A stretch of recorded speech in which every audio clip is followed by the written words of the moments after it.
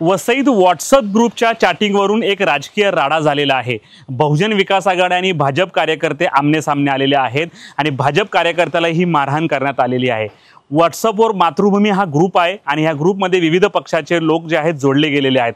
बहुजन विकास आघाडीचे आमदार हितेंद्र ठाकूर आणि आमदार क्षितिज ठाकूर यांच्यावर अवाच्य भाषेत टीका केल्यामुळे बहुजनचे कार्यकर्ते संतापले आणि टीका करणाऱ्या प्रतीक चौधरी याला चांगलाच चोप दिलेला आहे।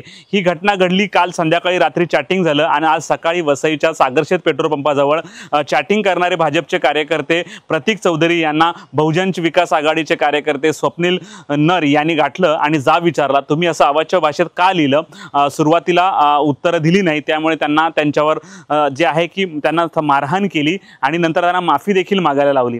या संपूर्ण घटनेनंतर जे आहे की जे मारहाण झालेले प्रतीक चौधरी सध्या डीएम पेटीट रुग्णालयामध्ये उपचार घेतात। तर तिकडे स्वप्नील नर यांनी आपल्या कृतीचं समर्थन केलेलं आहे। त्यांनी सांगितलंय की यापुढे जर आमदार हितेंद्र ठाकूर आणि आमदार क्षितिज ठाकूर यांच्या विरोधात कोण जर असा अवाच्य भाषेत जर काही बोलाल तर आम्ही त्यांना अशाच प्रकारे मारहाण करू। स्वप्नील नर यांचं म्हणणं आहे की टीका करावी, राजकीय कामांवर टीका करावी, परंतु एका व्यक्तीवर कुठल्याही प्रकारच्या आक्षेपार्ह टीका करू नये आणि अशी टीका आम्ही सहन करणार नाही। हा राडा संपूर्ण झाल्यानंतर सध्या वसई पोलीस स्टेशनमध्ये दोन्ही पक्षाचे लोक आज संध्याकाळपर्यंत तिथे उपस्थित होते। दोन्ही बाजूंनी अद्याप तक्रार झालेली नाही। तर दुकडे स्वप्नील नर यांनी स्वतः एनसी नोंदवलेली आहे, तर प्रतीक चौधरी यांनी आज संध्याकाळी उशिरापर्यंत कुठल्याही प्रकारची तक्रार किंवा एनसी नोंदवलेली नव्हती। त्यामुळे एकंदरीत व्हॉट्सअप ग्रुपवर चॅटिंग करताना आपल्याला देखील सावध राहावं लागणार आहे, कारण सोशल मीडिया इतकी स्ट्रॉंग आहे, कोणाबद्दल आपण लिहित असताना कोणाच्या भावना दुखावल्या जाणार नाही, मग ते राजकीय बाबतीत असो किंवा कुठल्या धर्माच्या बाबतीत असो। परंतु व्हॉट्सअपवरची चॅटिंग कशा प्रकारे महागात पडते हे या उदाहरणावरून स्पष्ट होते। दोन्ही पक्षाच्या कार्यकर्त्यांशी आपण बोललेलो आहोत, त्यांचं नेमकं म्हणणं काय आपण ऐकूयात। पिवळा बेडूक का बोलला? हॅलो, पिवळा बेडूक का बोलला? तुला कोणी दिले अधिकार? कोणी दिला? पिवळा बेडूक कोणी बोलला? कोण बोलला? लेके चल उसको।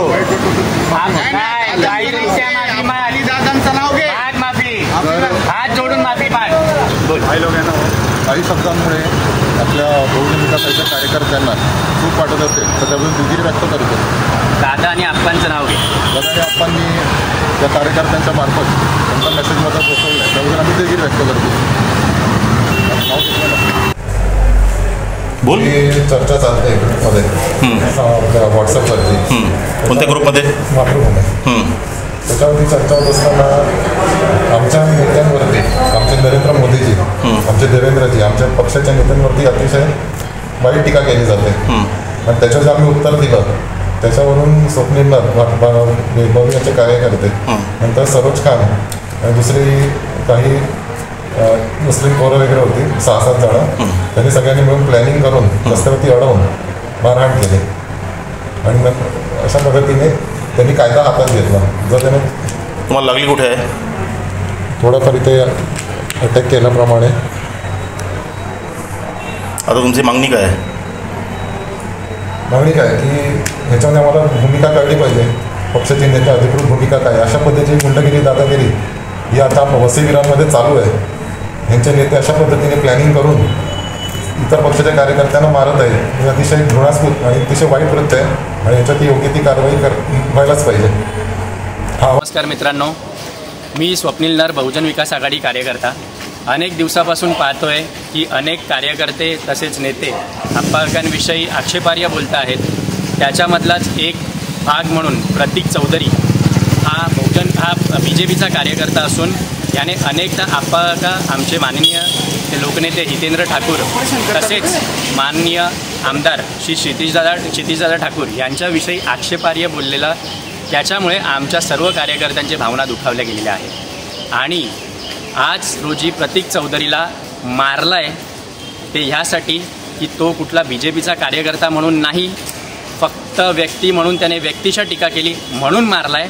आणि आजपासून एक गोष्ट लक्षात ठेवा, बहुजन विकास आघाडीचा कुठलाही कार्यकर्ता शांत राहणार नाही।